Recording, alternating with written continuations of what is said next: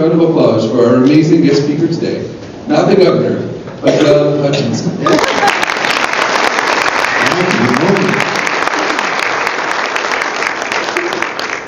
And he wasn't kidding. Every year I run into realtors who say, "What's it like being the governor of California?" And they're not kidding either. It's scary a little bit that way. I've been here 31 years. You'd think that by now they figured that out. Anyway, so who's called the legal hotline? Who's called this year? Who's called this week? We're very busy. Very, very busy. You know the hotline's open from 9 to 6? You know what the worst time to call is?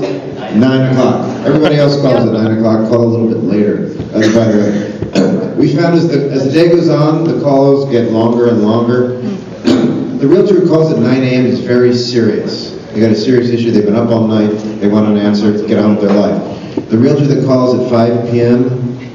probably happy hour in a bar somewhere. So calls take a lot longer. They're a lot more fun for us, though. Anyway. Latest thing on the hotline, for all you realtors, by the way, we now have a hotline app. Oh. You go to your smartphone, you go to your app store, just type in the words legal space hotline, it'll come up, download it for free.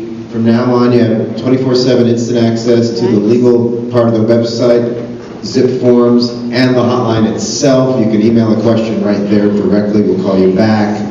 It even tells you what the current hold time is. You know, because sometimes it's, like I said, sometimes you got to hold for 45 minutes, sometimes you got to hold for 3 minutes.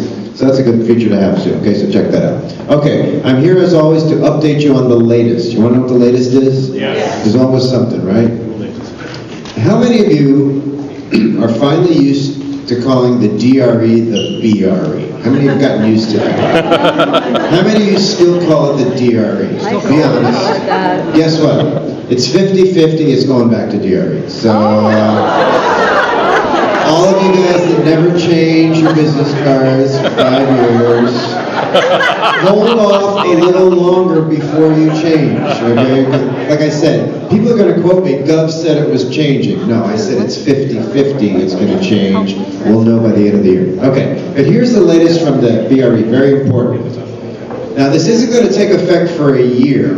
So you got a long time to get ready for this. But you know how right now you got to put your BRE license number on your business cards, right?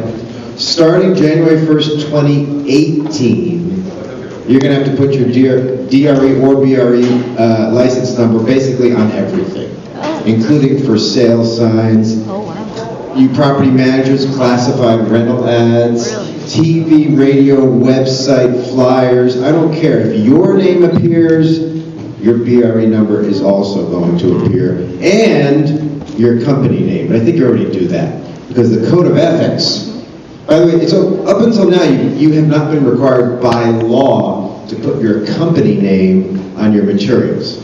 But you're all realtors, and the Code of Ethics requires that. Starting next year, non-realtors who have licenses will also be required to put their broker's name on all things. So you got to put your name and your BRE number and the broker's name. What about an open house sign? Well, if it just says this way to the open house, no. But if you put your name on the open house sign, you're going to also have to put your BRE license number and your broker's identity as well. This applies to everything a year from this January. So you have time to change your signs. You know, you got a year to do this. But anyway, so everyone cool with that one? You understand that one? Now, a related issue to that is this whole thing with teams, right? What's different about teams than what I just said? Well, let's say I'm a realtor and I work for, I'll just randomly pick the biggest company in the state, Coldwell Banker. Let's say I work for Coldwell Banker, and I put listed by Gov Hutchinson. I have to put Coldwell Banker on that sign, but there's no regulation about how big my name is compared to Coldwell Banker's name. Did you know, though, that if I'm a team, if I mark it as the Hutchinson team, then there's a law that's in effect now that says the team name can be no bigger than the company name. So if it's just you yourself, there's no restriction on the relative size of the letters. But if you want to mark it as a team, it is very restrictive Your name can be smaller than that, but it can't be any bigger than the brokerage name. And you have to put the real name of one of the team members, and you have to put the BRE license number of that team member. And that's today. That's right now. So a year from now, we're all going to have to put our BRE numbers, but right now, if you mark it as a team using a team name, you have to worry about the size of the letters, and you have to worry about putting your BRE license number. And I'm talking about advertising on the side of your car, on a flyer, everywhere, if you mark it as a team. And guess what else? If you mark it as a team, you only have 3 choices now of the term you can use. Team, group, or associates. What if I want to call my team the Hutchinson Gang? I cannot do it. I am not allowed to do it. Now, but then to complicate it a little more, what if I don't want to use my name in the team? What if I want to call my team the Platinum Team or something like that? Well, that is a DBA. That's a fictitious business name. So if my broker could go and get that DBA for me and give it to me, and in that case, I could use that, right? So in other words, if it doesn't have your name in it, the bad news is you have to get a DBA for it, but the good news is there's no restriction, team, group, or associate. You can get whatever you want as long as the BRE approves the DBA. But you still have to follow the guidelines about the relative size, and you still have to put the BRE number. But then one more complication. Do I have any broker associates in the room? Do you know, you guys can do whatever you want. Because you have a broker's license. So you can go get your own DBA, call yourself whatever you want, and put that all over your signs, with the restriction that, of course, you work for somebody. And your boss can tell you, I don't care what the law says, I don't like that. You know what I'm saying? You should really, everything I just said is ultimately under the control of the broker. The broker can say, I don't care what the BRE says, I don't care what the Code of Ethics says, these are my rules for my company for the signs. But putting that aside, I was telling you what the new laws are going to be as far as the team laws in effect now. The law for everybody else is going to be January 2018. Okay? Am I with me on that? 2 more things from the BRE is if you have a broker's license, the next time you renew your license, you have to take a class in management and supervision. What if I'm a broker associate and I don't manage anybody? You still got to take it. What if I'm a salesperson, but I manage? I recommend the class, you don't have to take it. What if I'm a salesperson and I don't manage anybody? There's no point in taking this class. I would not bother. What else is going on? You know the environmental hazards booklet you give to buyers? Starting next year, you're also going to give it to tenants if the lease is more than a year. Most leases are a year or less anyway, right? But if you're doing a residential lease of more than a year, you're going to do the environmental hazards booklet.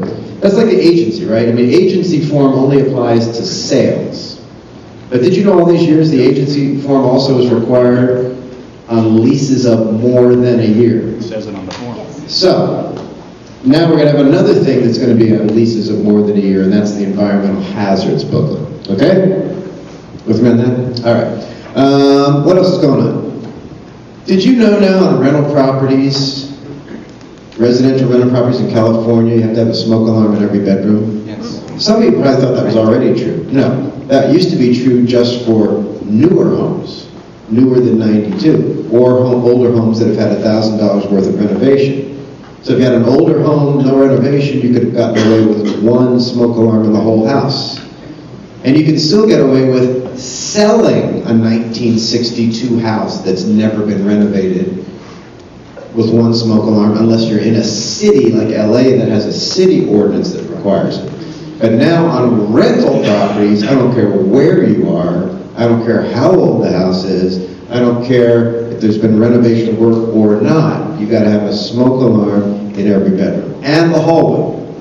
So if you got upstairs and downstairs, 2 bedrooms, you need a total of 6 smoke alarms, right? Bedroom, bedroom, hallway, bedroom, bedroom, hallway. Okay?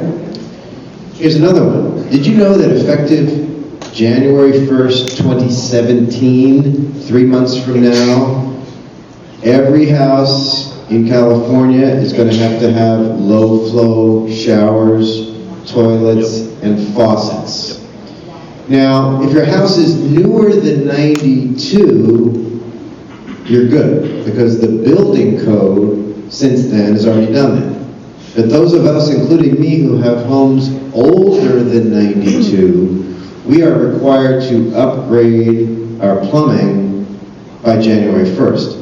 This is not a point of sale requirement. We're supposed to do it whether we're selling or renting or just keep it in. You know what's going to happen in reality. People aren't going to do it until they get ready to sell. Right. Because the plumbing police aren't going to be knocking on your door to make sure, you know, the toilet squad, yes, right? In other words, which means it's going to affect you guys. Oh, yeah. Starting January 1st, when you take a listing and the house is older than 92, you're going to have to ask your seller a question. Did you ever get the plumbing upgraded? And they're going to say, what are you talking about? I don't even know what you're talking about. So you're going to sort of be the plumbing police yourself, I'm sure, starting January 1st. So you got that. But here's the bad thing about this law. This law says when you sell a house starting January 1st of next year, the seller has to disclose to the buyer whether the property is in compliance.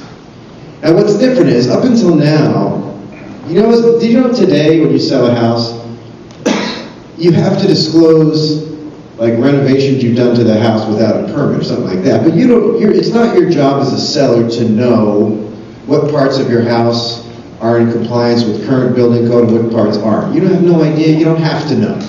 Buyer wants to do an inspection, they can do that. But right now, sellers only have to disclose issues that they're aware of. But with this one, it's not a question of whether you're aware of it or not. You have to go find out. Sellers are going to have an absolute obligation to disclose to the buyer on a pre-92 house whether the plumbing is in compliance or not. So what they're going to do, they're going to look at you and say, listing agent, check, tell me if my house starting January 1st, your seller's going to look at you and say, figure out if my house is compliant.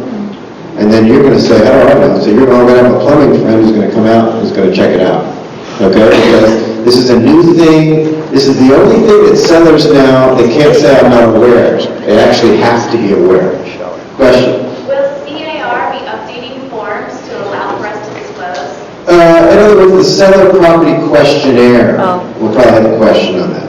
And it's not going to be in the TDS because the TDS is a government form and we can't just change it. But you're absolutely right, we need some type of form.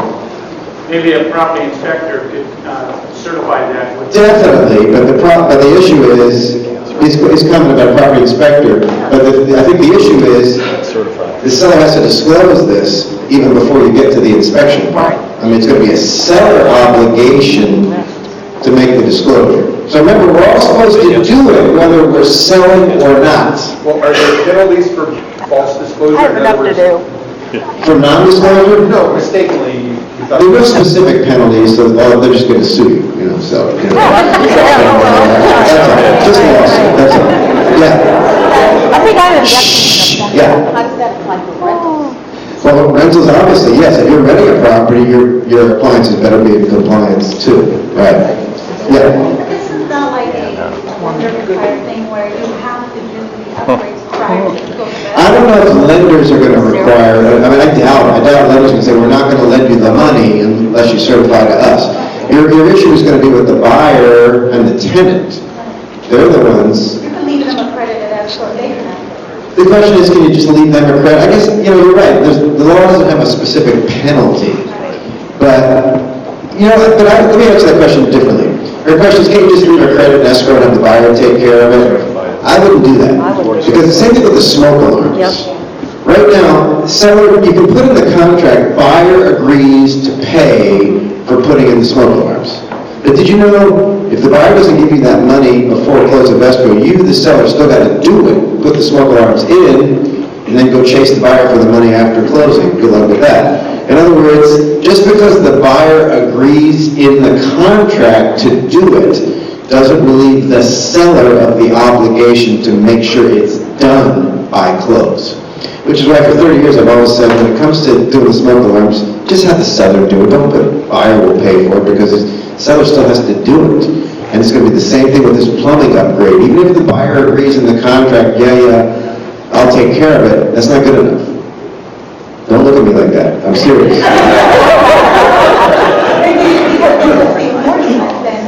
The enforcement is just like with the smoke alarms. What's the enforcement of the smoke alarms? Buyer will sue. Or they're reporting to the government, I don't know, I think it varies city to city. They can fine you, I mean, they can do all these things. What are the exemptions? No exemptions. No exemptions. No exemptions. There's exemptions if it's a old historical designation property, and everyone into those, where you're not allowed to alter them because they're a historical landmark. That would be an exception. Yeah.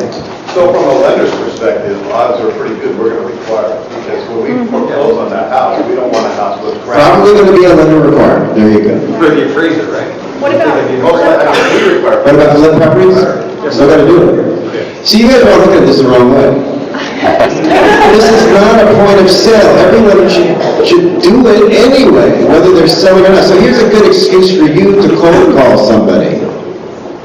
Starting January 1st. Hey, I'm your local realtor. I want to tell you something. Did you know you're required to upgrade your plumbing fixtures? I'll tell you how to do it. And here's my number. Don't you want to sell that house too? I mean, it's a good excuse to call strangers to remind them of this law. It's not a point of sale law. It's a law you're supposed to comply with whether you're selling or not. All right, enough on this. It looks like I got a lot of questions. I'm going to ignore you on this. No more on this. Remember I was talking about teams? There's a couple of interesting lawsuits. There's interesting lawsuits where some realtors, you're not part of a team, but you're just partners. You know realtors you partner up sometimes.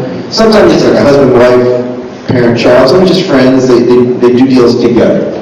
Did you ever have the case where the two realtors were partnering up at a company, and then one of them left the company and went to a new company in Beverly Hills and hooked up with the best buyer of his life, who bought a $15 million house, and he closed escrow and got paid a check of $210,000, best day of his life. And his friend back at the old company called him up and said, "Way to go, buddy, where's my half?" And the guy said, "We're not the same company anymore. Obviously, we're not partners." The other guy said, "Who says we can't be partners in different companies? You owe me $105,000. The other guy says, "Drop dead." The other guy sued, and he won. The court said, "You never terminated your partnership agreement. There's no reason why a partnership agreement can't be between two realtors at two completely different companies." Crazy case, but that was the case. So if you're ever a partner with someone and you leave the company, terminate the partnership agreement in writing. Did they have a particular partnership agreement in writing, or was it just a verbal? Oh, by the way, these things can be verbal. Okay. So the next time you're out drinking with your realtor friend, and you put your arm around your buddy and say, "Let's do some deals together," you could have just obligated yourself to thousands and thousands of dollars in future commissions. So be careful about that, okay? Other interesting cases. Has this ever happened to you? You get a TDS from the listing agent, but they didn't answer all the questions? Yes. Okay. Did you know that when you give someone a TDS, the buyer has a 3 to 5 day right of rescission? In other words, 3 days if you deliver it in person, 5 days if you mail it or email. Meaning, even if you've removed your contingencies, if they give you the TDS late, you can still walk away from the deal and get all your money back because you have a right of rescission, which is why all you good realtors, you give the TDS early to get rid of the right of rescission. Well, in this case, the listing agent and the seller gave the TDS early, but the seller didn't answer all the questions. Buyer signed for it. Yep, you gave it to me. I acknowledge receipt. Removed all the contingencies. 3 days before closing, the buyer changes his mind, says, "I'm canceling. Give me back my $90,000 deposit." It was an expensive house. Seller says, "I'm keeping your money. I don't have to give it back." Number one, you removed your contingencies. Number two, I gave you all the disclosures and you acknowledge receipt. Buyer said, "You're right. I acknowledge receipt for an incomplete TDS. I never actually got a TDS. I still have the right to cancel," and the buyer won the case. Wow. Moral of the story, listing agents, make your sellers answer every stupid question on the form.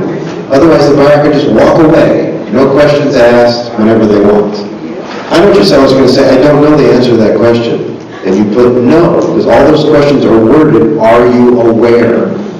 I don't know. That means you're not aware. You're not saying the answer is no, you're saying you don't know. Okay? Interesting question, right? Here's another interesting case. Imagine your seller fills out the TDS and the SPQ, but they lie. Can you imagine one of your own clients not being truthful? So it happened, the seller lied, listing agent didn't know, gave it to the buyer, buyer closes escrow. Doesn't even matter what the issue was. Buyer closes escrow, a couple months later, buyer discovers the problem. Buyer says, hey, I've been lied to here, so I'm going to sue. But instead of suing your lying seller, they sued innocent you. The listing agent says, what are you suing me for? The buyer says, because everyone knows that the listing agent is responsible for checking out the accuracy of what the seller discloses. So if you had investigated, you would have figured out that your seller was lying, so it's on you. Aren't you glad the Realtor won this case? Yeah. Yeah! So why am I telling you this? Just to make you happy, okay? You were scaring us. Just to make you happy. But the other reason I wanted to tell you is because there's another case that said, okay, you don't have to investigate and verify what your seller said, but at least take a look at the things where the obvious things, like where the seller check. You know where the seller checks the box? Does the house have a swimming pool? Yes or no? Does the house have a dishwasher? Shared fences. Shared fence, something, things, well maybe that's a tough one because you may not know that. Let's go back to the ones where you know for sure. You know if there's a swimming pool, you know if there's a dishwasher. So the courts are basically saying you sort of have an obligation to correct those. But the things that you would have, a shared fence, I think you wouldn't know that because you are not required to do a survey. You're not required to know if that fence is on the boundary or not. So the things you are, that you know, like is there an HOA or not, you should know that. So in other words, let me put this all together. Number one, don't help your seller fill out the disclosures. Never help them because then they can always say, I didn't mean to say that, my realtor told me to do that. So stay away from them when they're filling them out. But then before you give them to the buyer's agent, take a quick look at the first page where they check the boxes, does it have this, does it have that? And if they make mistakes on that, tell the seller, you don't have a swimming pool, right? Oh yeah, well, I can't. But the other page where they're asking them questions like, seller, are you aware of a neighborhood there, this or that? You don't know if they're aware or not. The good news of this case I just told you about is you do not have to check it out. You do not have to do any investigation on your own. So that was a very good case, okay? One more case. Landlord, do I have any property managers or landlords in the room? Landlords, your rental properties? Not too many. So I shouldn't even tell you, now I'll say. Imagine this case, landlord, there's a provision in the lease that says tenant has to get renter's insurance. Tenant doesn't get renter's insurance. The landlord decides to evict the tenant for not having renter's insurance. Landlord gave the tenant a 3-day notice to get the renter's insurance, gave it to him on a Friday before a 3-day weekend. Tenant couldn't get the renter's insurance in 3 days. Landlord files an eviction. You gave a 3-day notice, you didn't do it, I'm evicting you. The court said, number one, you can't give someone a 3-day notice on the Friday before a 3-day weekend. And number two, the court said you can't evict them for not having renter's insurance. Why not? Because the court said, well, that's not a material term of the lease. And the court said, that's not a material term. You know what that means? It's pointless to put in your lease anymore, tenant must get renter's insurance. Because if they don't do it, there's nothing you can do about it. And you know what's really bad about this? Let's say you try to evict a tenant for something else, like they have pets when they're not supposed to. Tenants, based on this case, tenants are now going to argue, I don't think that's a material term of this lease. I think they would lose that argument when it comes to pets, but this just opened up a whole can of worms where tenants can argue against eviction based on the argument that it was not a material term that they violated. Now, at least if they don't pay the rent, that's always, by definition, a material term. But the other things they violate. Isn't that crazy? We don't like it. What about pets? Can landlord prohibit pets? Yes. Can HOA prohibit pets? No, HOA has to allow one dog or cat. Can HOA put a reasonable restriction on the size and breed? Yes. Okay, what about service animals? Do landlords have to allow service animals? Yes. Do HOAs? Yes. But if it's a service animal, you're entitled to proof that the tenant has a medical condition that requires assistance, and the pet has been trained to provide that service. So that's pretty clear. But then we have this third category called companion or emotional support animals.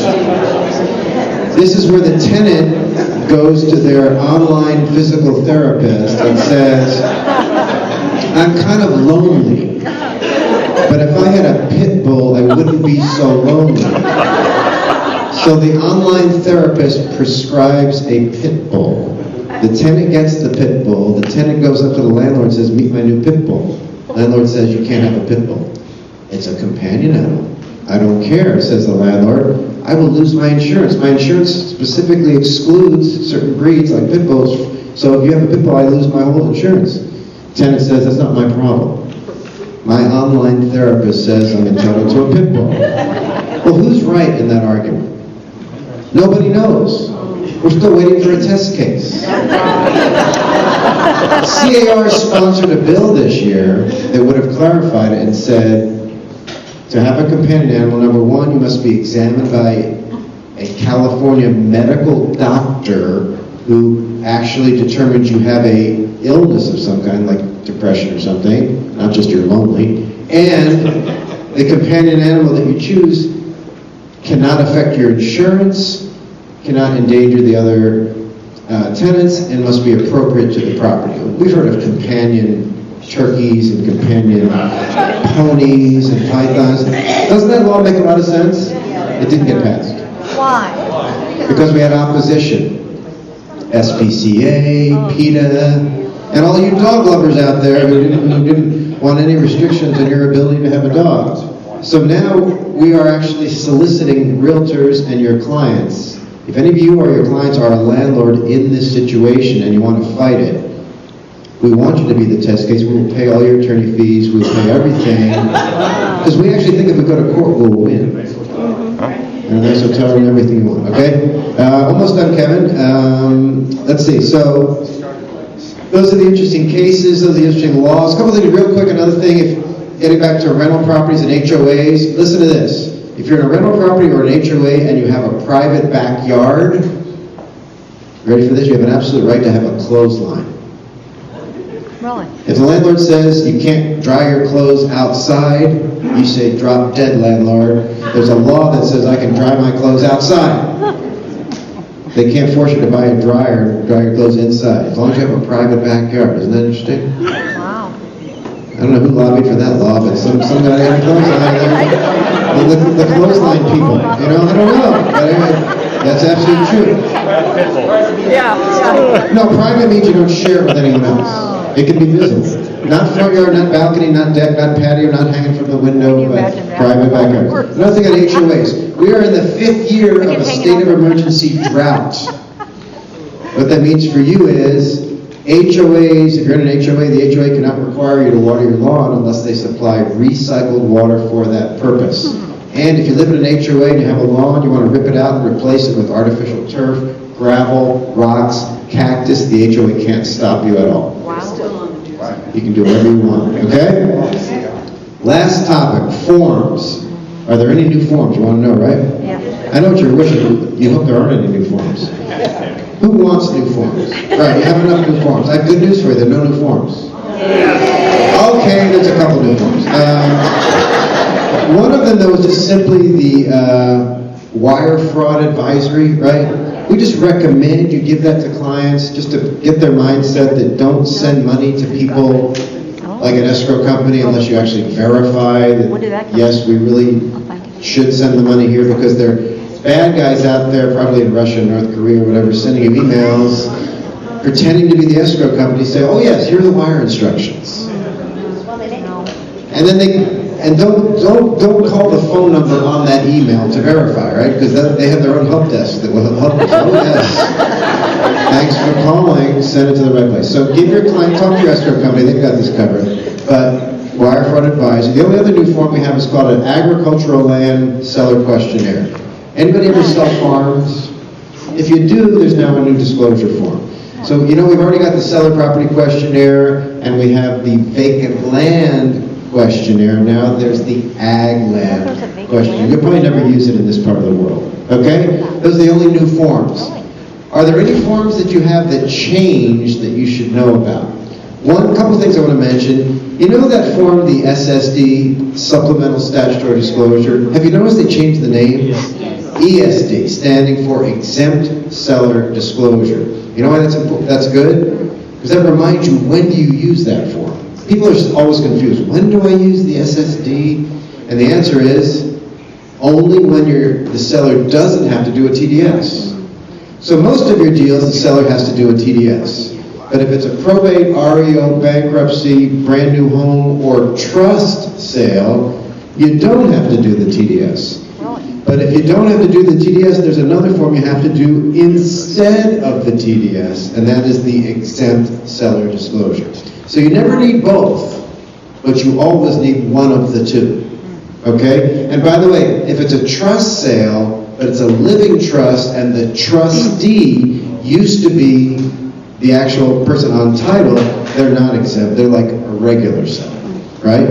It's only like the successor trustees that are exempt from the TDS, okay? Wow. Okay. Last thing, speaking of this trust thing, have you noticed, we still get so many questions on this, we got this form now called the RCSD, the Representative Capacity Disclosure, right, Signature Disclosure. You know how this is supposed to work? Let's say you have a seller, you're getting a listing from the seller, but the seller is a trust, or the seller is a corporation, or the seller is an estate. Here's how you're supposed to fill out your listing now on your purchase contract. When it says name of seller, you put Hutchinson Family Trust, Gov Hutchinson Trustee, right? So you got to put the whole name when you put on the name, the first time you write the name. But then at the end of the form, whether it's the listing or the purchase contract, your client is going to check the box and they're going to attach the representative capacity signature disclosure. On that form, they're going to say, I, Gov Hutchinson, swear I am the trustee of the trust, or I swear I'm the president of the corporation, or I swear I'm the managing partner of the partnership. And then they sign it. Since they've signed that, now when they sign the listing at the bottom or sign the purchase contract, all they have to do is sign their name. They don't have to sign everything like you used to, Gov Hutchinson, trustee of the Hutchinson Family Trust. You only write that one time at the top, you attach this addendum, and then all the signatures on everything else, counteroffers, addendum, disclosures, receipts, you only have to sign your name. You don't have to sign every single document, your name, trustee of the trust, your name, president of the corporation. Did you say for the listing or the contract? Both. It's been on the contract for about 1.5 years. It's been on the listing for a few months. But basically, and you only have to do it once. Once you do it once, that's good for the whole transaction. Okay? Give a copy to both sides, and then you don't have to sign everything with that cumbersome way anymore. Okay? Trust, corporation, partner, state, or even a power of attorney. Let's say you're selling using someone else. You're signing for someone else because they gave you a power of attorney. You're going to use the RCSD. You're going to say, I swear to God, I have a power of attorney for this person. And by the way, this form says you have to provide backup within 3 days that you really are the right person. But then you'll sign everything. You don't have to sign every single document. Gov Hutchinson as attorney, in fact, for, you know what I mean? Because once you've taken care of it with the RCSD, you're good. Okay. And the successor trustee as well? Yes. Any more questions? I will hang out later if you have more questions. Kevin's looking at me saying, sit the hell down already. Yes. Just real quick, on the inputting of the RPA, or Yeah. the agreement, we don't have that flexibility for the name of the trust. Because it's not enough room, right? Right. Can we have that option built into? They're trying to do that. Yes. Back in the Zip Logics, they're working on it. But in the meantime, I know you don't have enough room on zip form to write Gov Hutchinson, trustee of the Hutchinson Family Trust. You know what the key thing to write is? Gov Hutchinson, trustee. It's more important to put the name of the trustee than the name of the trust. So try to fit that in first. Any more questions? What about your license number on your text messages? License number on your text messages? Good question. In other words, a year from now when you have to put your BRA license number on everything, does that include text messages? I would say is this a text message where it's an original point of contact with someone? Probably not, right? I mean, if you're just sending text messages out to random strangers, telling you, hey, I'm a great realtor, call me up, yeah, you would. But if you're just texting an existing client, you know, thanks, see you next year. Let's hear from the afterwards if there's more questions. So he's going to be up here front, try not to all get him at one time, but feel free to come up afterwards.